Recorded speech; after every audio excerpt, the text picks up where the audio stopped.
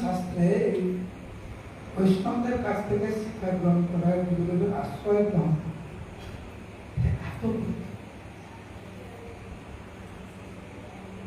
সেই জন্য চৈতন্য চৈতন্যের বলেন না যে সেই কৃপার কারণ হইল চৈতন্য ভাই মহাপ্রভুকে পাওয়ার কারণ হলো হরিদাস ঠাকুরের অহিত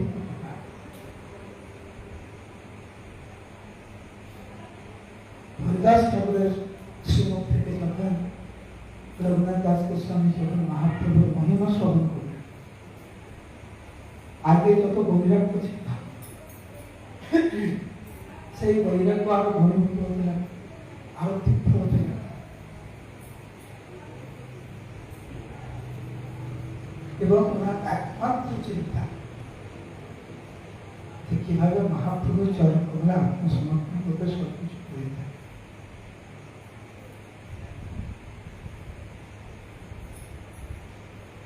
কিভাবে যাবে ওনার পিতাকে শোভাইছে বড় দানি ছিলেন সমগ্র বৈষ্ণব সমাজকে বিভিন্নভাবে সহযোগিতা করতেন প্রবোধন করতেন বৈষ্ণব সেবার মাধ্যমে সবাই নাম দেন অদ্বৈত আচার্য নীলাম্বর চক্রবর্তী ঠাকুর সবাইকে সাহায্য করছে বিভিন্নভাবে সবাই ছিল এদিকে মহাপ্রভু সন্ন্যাস গ্রহণ করেছে সন্ন্যাস গ্রহণ করে প্রথমবার শান্তি এই খবর রঘুনাথ দাস গোস্বামী পিতার আদেশ নিয়ে রঘুনাথ দাস গোস্বামী আসতেন প্রথমবার মহাপ্রভুকে দর্শন করছেন অগণিত ভক্তদের সাথে মহাপ্রভু শান্তি করে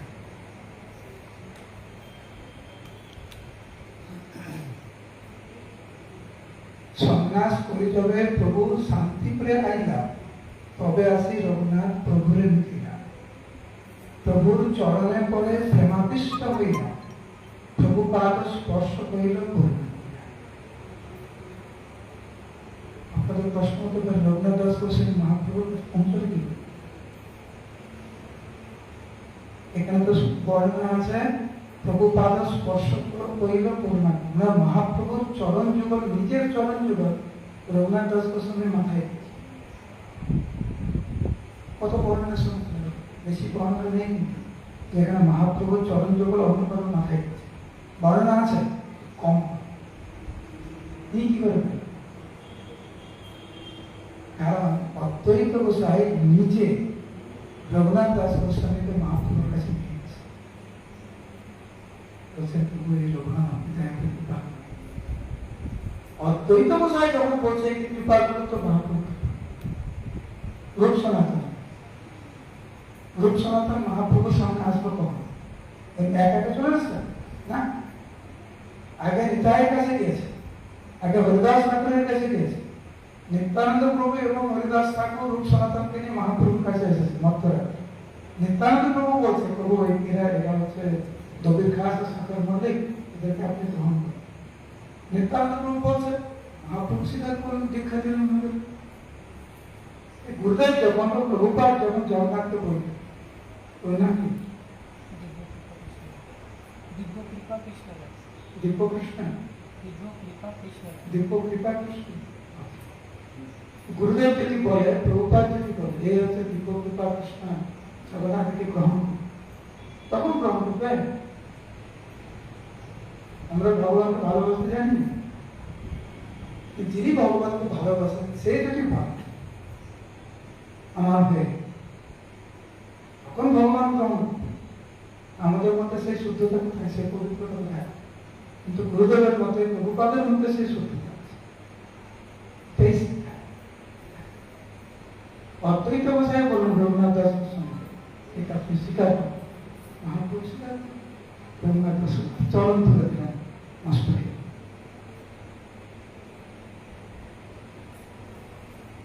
আর আচার্য প্রসাদে পাইল প্রভুর উচ্ছিষ্ট পাপ, প্রভুর চরণ দেখি দিন 5-7, মহাপ্রভু ওখানে 5-7 দিন ছিলেন, আর পুরোটাই রঘুনাথ দাস গোস্বামী। আর প্রত্যেক দিন মহাপ্রভু উচ্ছিষ্ট পেতেন রঘুনাথ দাস গোস্বামী। দেখুন কি হচ্ছে, হরিদাস ঠাকুর কৃপা, অদ্বৈত গোসাই কৃপা, অদ্বৈত গোসাই মহাপ্রভুর উচ্ছিষ্ট প্রত্যেক দিন রঘুনাথ দাস গোস্বামীকে দিলেন। এইভাবেই আমরা বড় হইব, বিভিন্ন ভক্তদের থেকে কৃপা, তাহলে তো আমরা বড়। একটা ছোট্ট বাচ্চা একদিন বড় হয়ে যায়, কত লালন পালন করতে হয়। আমাদের ভক্তি জীবনটা ঠিক আছে, আমরা একদিনে ভক্ত হয়ে যাই, অনেক পরিশ্রম করতে হয়, অনেক সাধনা প্রয়োজন, তারপরে আমরা ধীরে ধীরে ধীরে ধীরে ভক্তি জীবনে আমরা এগোতে পারি। সহজ ভক্তি জীবনে এগুলো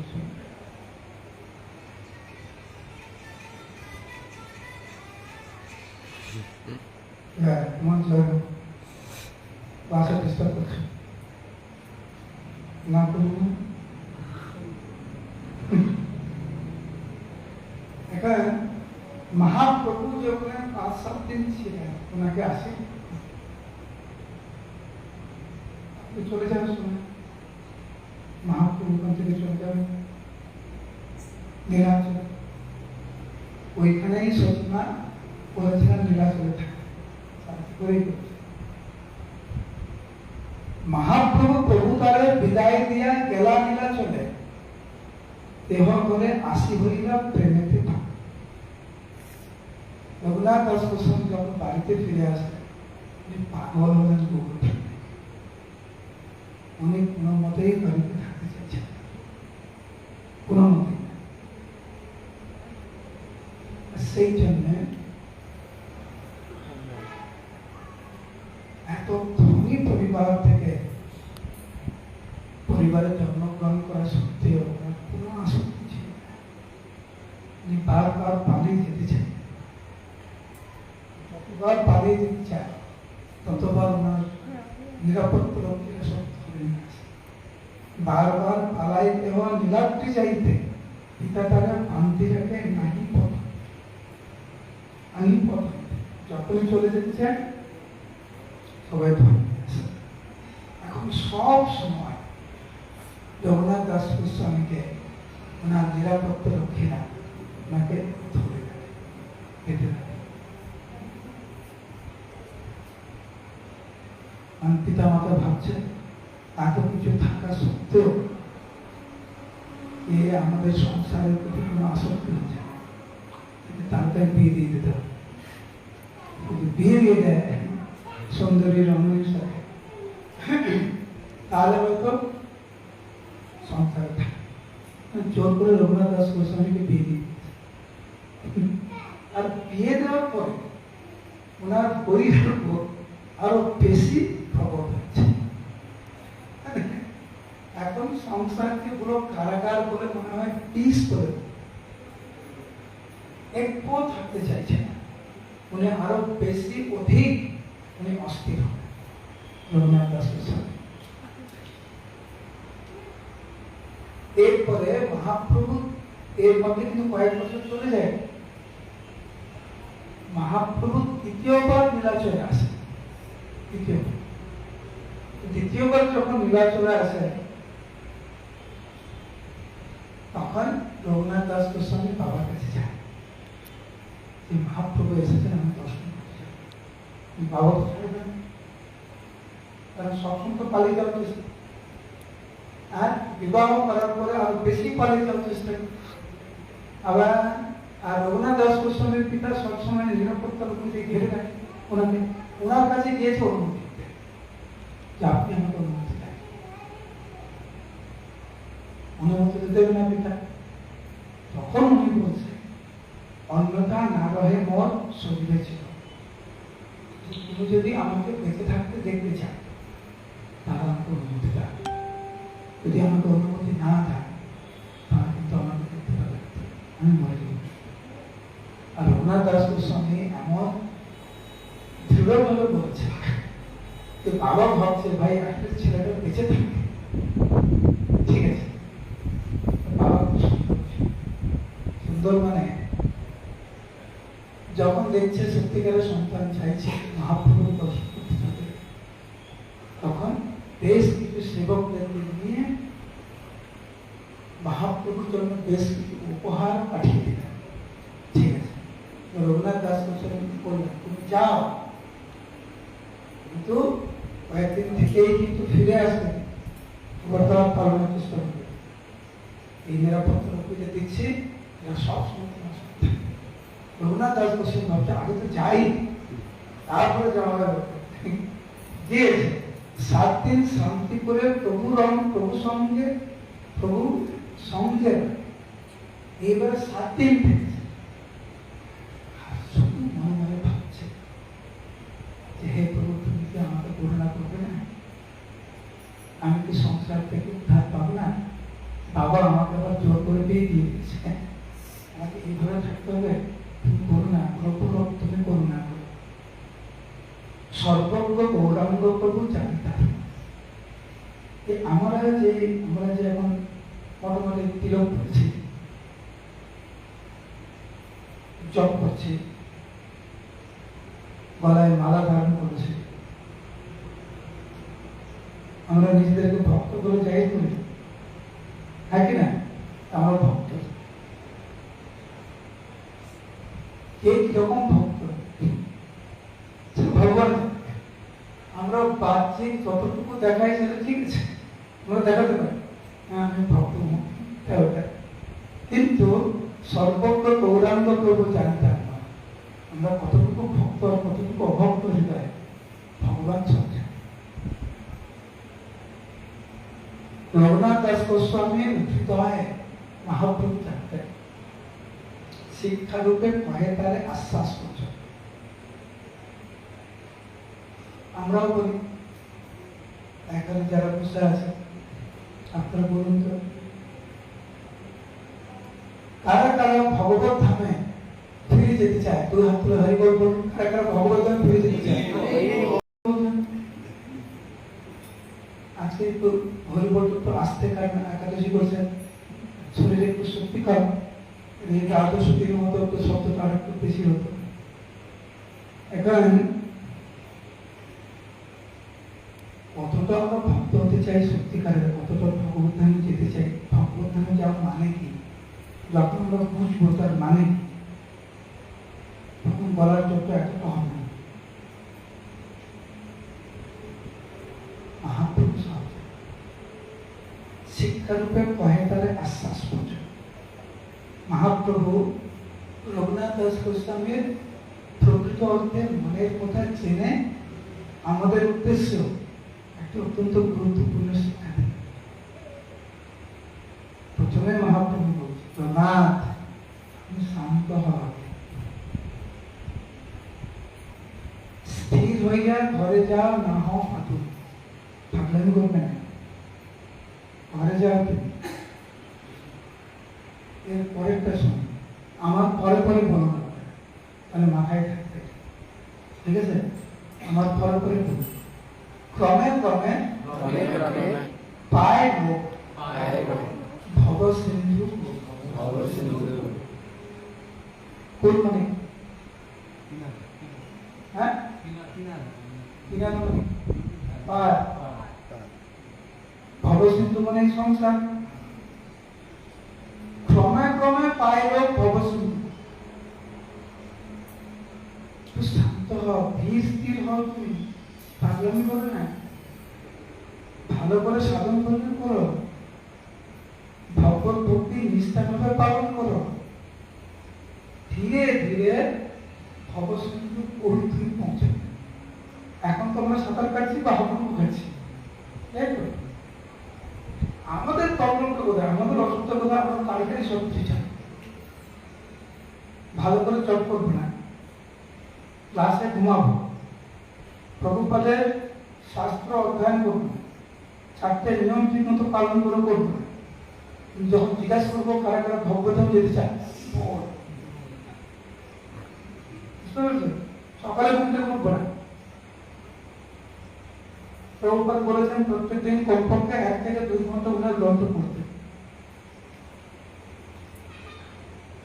কমপক্ষে 16 মালা জপ করতে, প্রত্যেক দিন নিষ্ঠা সহকারে ভালো করে জপ করতে,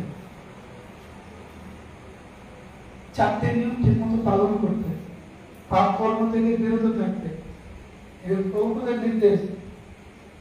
ওগুলো করবো না, ওগুলো করতে আমরা অলসতা, খারাপ খারাপ ভগবান যেতে চাই। মহাপ্রভু বলছে ক্রমে ক্রমে পায় লোক ভক্তি। এই ক্রমে ক্রমে মানে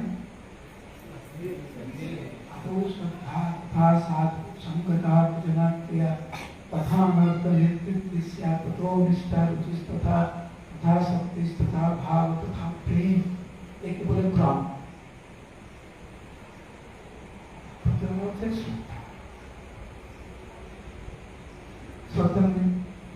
সত্য সত্যে বিশ্বাস করেন, সুদৃঢ় নিশ্চয় কৃষ্ণ ভক্তি করিলে সর্ব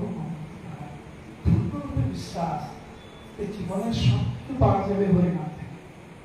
কয়েকজনের বিশ্বাস আছে আমাদের, বিশ্বাস থাকতে হলে যপের সময় ঘুমাতে না, তাহলে যপের সময় মনটা আমাদের এদিকে ঘুরতে হবে। এটা বিশ্বাস না। আমি একটা উদাহরণ দিই, এই ফোন, এইটা যদি পুরো সলিড সোনা দিয়ে যদি তৈরি হতো, 500 কিলো, মানে 500 কিলো, 500 গ্রাম দিয়ে ফোনটা এখানে ফেলে রাখতাম, তোমার বিশ্বাস নেই এটা সোনা দিয়ে, তো ফোন আপনার ঘরে যদি 5 লাখ টাকা থাকে, এরকম ফেলে রাখেন নাকি? না, সিন্ধুকে রাখেন, তাই না? এই যে আমরা যখন জিজ্ঞাসা করি না, আমি কার বিশ্বাস যত সময় ঘুমানো, যত সময় মনটা এদিক থেকে যেত, যত সময় খাওয়া চিন্তা হতো, কে কি বললো, কি করলাম না করলাম চিন্তা হতো না। আমাদের বিশ্বাস নেই। আমাদের যেদিনকার পূর্ণ বিশ্বাস থাকবে, চিন্তা দেখবেন জপতে ঘুম আসবে, জপতে অলসতা আসবে। আমাদের বিশ্বাসের না। সেই জন্য মহাপ্রভু বলতে ক্রমে ক্রমে পাই লোক অবশ্যই শান্ত হয়, অভ্যাস করো। অভ্যাসে না কুন্তে বৈরাগ্যে না চক্রিগতে, কৃষ্ণের কথা। মনকে নিয়ন্ত্রণ করতে পারছো, অভ্যাস।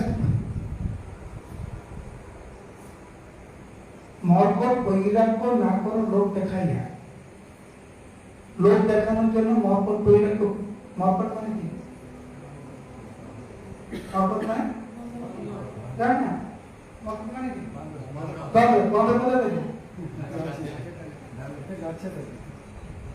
বন্ধ বলে দেবে কত বৈরাগী না খাই কি ওরে তো বৈরাগ্য।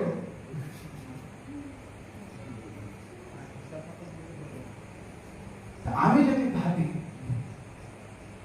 তিলক করলাম, মালা করলাম, সাধু হয়ে গেল, সহজ। মহাপ্রভু বলছেন মর্কট বৈরাগ্য না করো লোক দেখায়, যথার্থ ভক্তি আচরণ করো, অন্তরে নিষ্ঠা করো, ভাবছে লোক ব্যবহার, অন্তরে নিষ্ঠা করো, লোক দেখানোর কিছু নিয়ে নেই। এইভাবে আচরণ করলে অচিরাত কৃষ্ণ তোমায় করিবেন উদ্ধার। তাহলে কৃষ্ণ তোমাকে উদ্ধার। ভক্ত হওয়া এত সোজা না, অনেক কঠিন।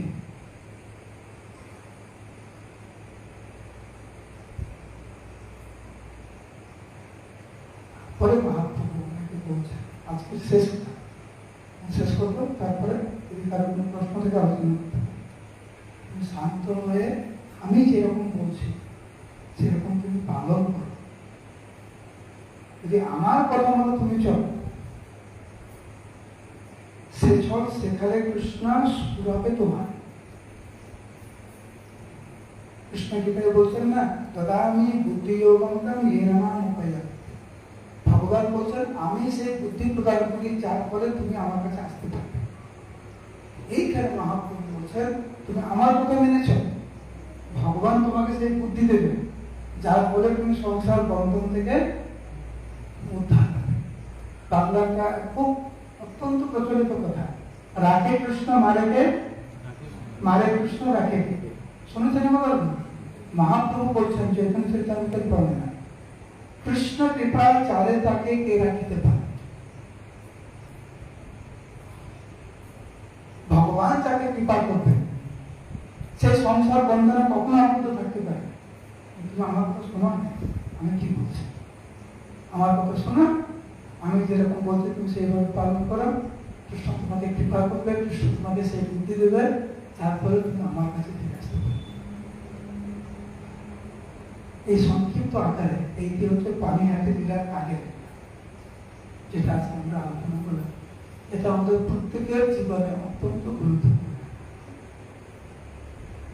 কিভাবে ঘর বাড়ি টাকা পয়সা থাকা সত্ত্বেও অনাসক্ত হয়ে থাকতে হয়। রঘুনাথ দাস গোস্বামীর জ্বলন্ত দৃষ্টান্ত। মহাপ্রভুর কাছে কিভাবে পৌঁছাতে হয় ভক্তের মাধ্যমে, রঘুনাথ দাস গোস্বামী তার জ্বলন্ত দৃষ্টান্ত। মহাপ্রভুর আজ্ঞা পালনের মাধ্যমে সংসার বন্ধন থেকে মুক্তি কিভাবে পেতে হয়, রঘুনাথ দাস গোস্বামী তার জ্বলন্ত দৃষ্টান্ত। হরে কৃষ্ণ কৃষ্ণ কৃষ্ণ হরে হরে, হরে রাম রাম রাম হরে হরে।